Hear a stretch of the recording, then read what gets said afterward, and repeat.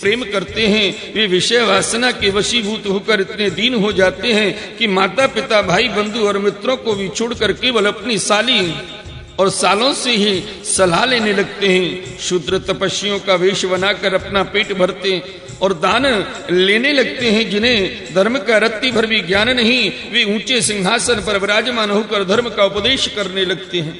प्रिय परीक्षित, कलयुग की प्रजा सूखा पड़ने के कारण अत्यंत भयभीत और आतुर हो जाती है। एक तो दुर्भिक्ष और दूसरे शासकों की कर वृद्धि। प्रजा के शरीर में केवल अस्थि पंजर और मन में केवल उद्वेग शेष रह जाता है। प्राण रक्षा के लिए रोटी का टुकड़ा मिलना भी कठिन हो जाता है। कलयुग में प्रजा शरीर ढकने के लिए वस्त्र और पेट की ज्वाला शांत करने के लिए रोटी, पीने के लिए पानी और सोने के लिए 2 हाथ जमीन से भी वंचित हो जाती है। उसे दाम्पत्य जीवन, स्नान और आभूषण पहने तक की सुविधा नहीं रहती। लोगों की आकृति, प्रकृति और चेष्टाएं पिशाचों की सी हो जाती हैं। कलयुग में लोग अधिक धन की तो बातें ही क्या, कुछ कौड़ियों के लिए भी आपस में बैर विरोध करने लगते हैं और बहुत दिनों की सद्भाव तथा मित्रता को तिलांजलि दे देते हैं।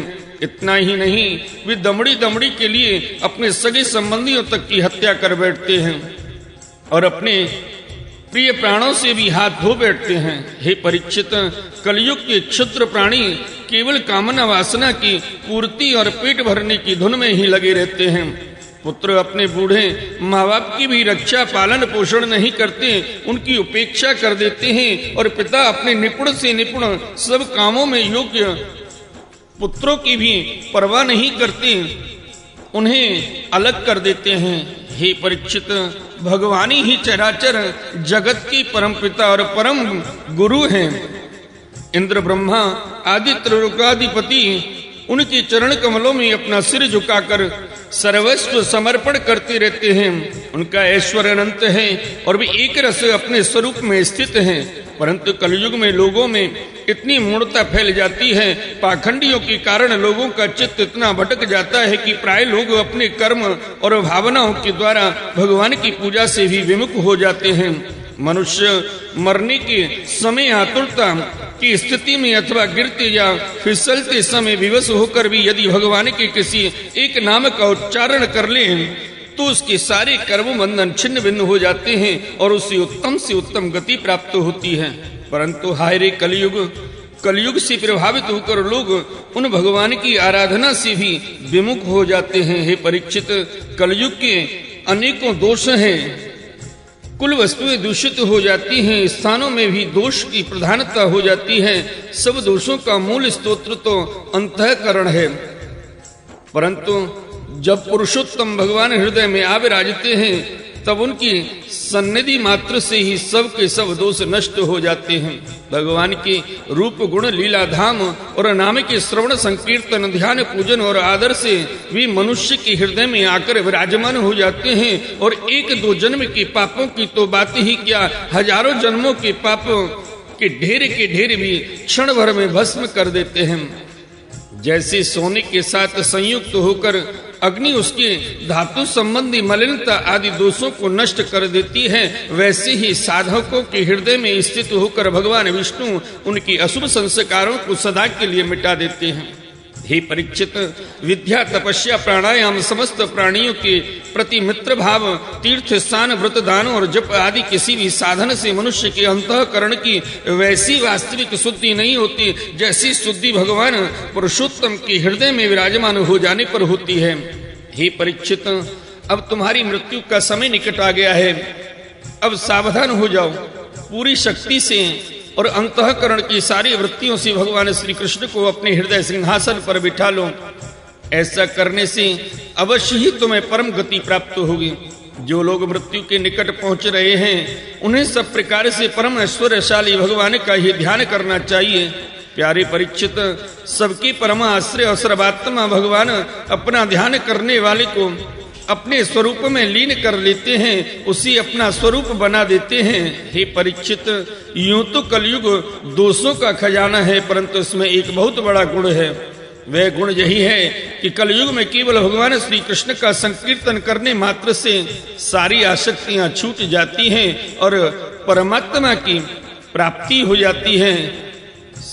सत्य युग में भगवान का ध्यान करने से, त्रेता में बड़े बड़े यज्ञों के द्वारा उनकी आराधना करने से और द्वापर में विधि पूर्वक उनकी पूजा सेवा से जो फल मिलता है वह कलयुग में केवल भगवान का संकीर्तन करने मात्र से प्राप्त हो जाता है।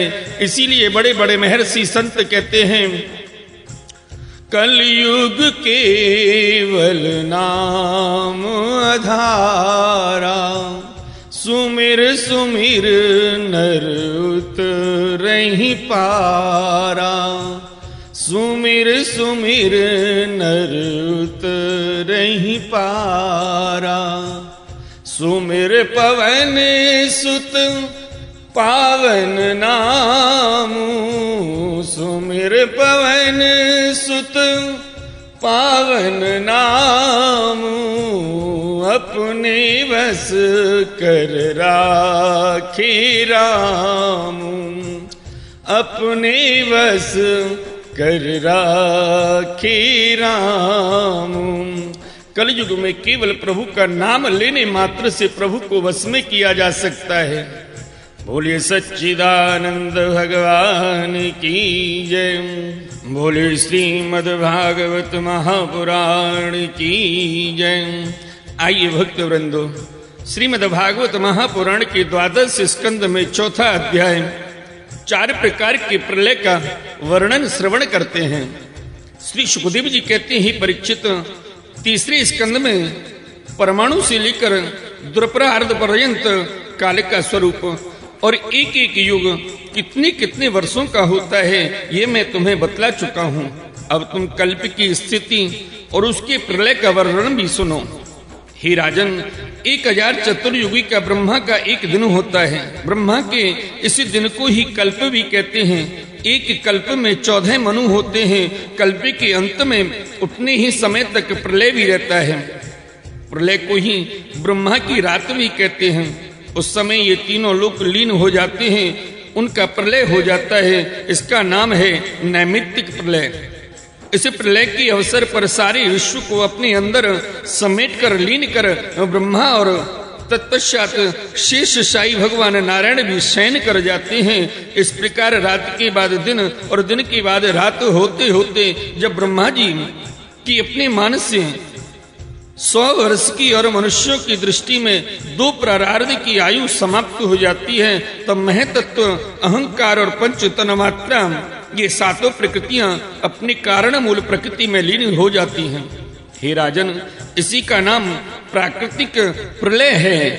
इस प्रलय में प्रलय का कारण उपस्थित होने पर पंचभूतों के मिश्रण से बना हुआ ब्रह्मांड अथवा स्थूल रूप छोड़कर कारण रूप में स्थित हो जाता है, गुल मिल जाता है। हे परीक्षित, प्रलय का समय आने पर 100 वर्ष तक मेघ पृथ्वी पर वर्षा नहीं करते, किसी को अन्न नहीं मिलता। उस समय प्रजा भूख प्यास से व्याकुल होकर एक दूसरे को खाने लगती है। इस प्रकार काल के उपद्रव से पीड़ित होकर धीरे धीरे सारी प्रजा क्षीण हो जाती है। प्रलयकालीन सांवर तक सूर्य अपनी प्रचंड किरणों से समुद्र, प्राणियों के शरीर और पृथ्वी का सारा रस खींच खींच कर सूख जाते हैं और फिर उन्हें सदा की भांति पृथ्वी पर बरसाते नहीं। उस समय संकर्षण भगवान के मुख से प्रलयकालीन संवर्तक अग्नि प्रकट होती है। वायु के वेग से वह और भी बढ़ जाती है और तल अतल आदि 7 नीचे के लोकों को भस्म कर देती है। वहां के प्राणी तो पहले ही मर चुके होते हैं। नीचे से आगे की करारी लपटें और ऊपर से सूर्य की प्रचंड गर्मी। उस समय ऊपर नीचे चारों ओर यह ब्रह्मांड जलने लगता है और ऐसा जान पड़ता है मानो गोबर का उपला जलकर अंगारे के रूप में दहक रहा हो। इसके बाद प्रलयकालीन अत्यंत प्रचंड सांवर्तक वायु सैकड़ों वर्षों तक चलती रहती है। उस समय का आकाश धुएं और धूल से तो भरा ही रहता है।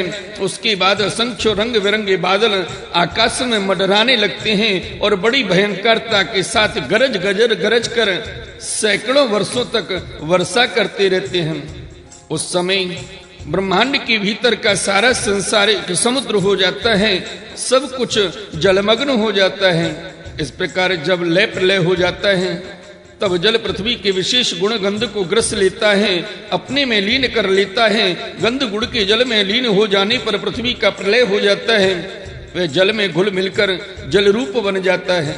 राजन, इसके बाद जल के गुण रस को तेजस तत्व ग्रस लेता है और जल नीरस होकर तेज में समा जाता है।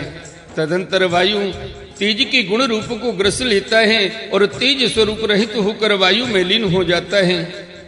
अब आकाश वायु के गुण स्पर्श को अपने में मिला लेता है और वायु स्पर्शहीन होकर आकाश में शांत हो जाता है। इसके बाद तामस अहंकार आकाश के गुण शब्द को ग्रस लेता है और आकाश शब्दहीन होकर तामस अहंकार में लीन हो जाता है। इसी प्रकार तेजस अहंकार इंद्रियों को और वैकारिक सात्विक अहंकार इंद्रियाधिष्ठात्र देवता और इंद्रिय वृत्तियों को अपने में लीन कर लेता है। तत्पश्चात महतत्व अहंकार को और सत्व आदि गुण महत्त्व को ग्रस लेते हैं। परीक्षित, यह सब काल की महिमा है। उसी की प्रेरणा से अव्यक्त प्रकृति गुणों को ग्रस लेती है और सब केवल प्रकृति ही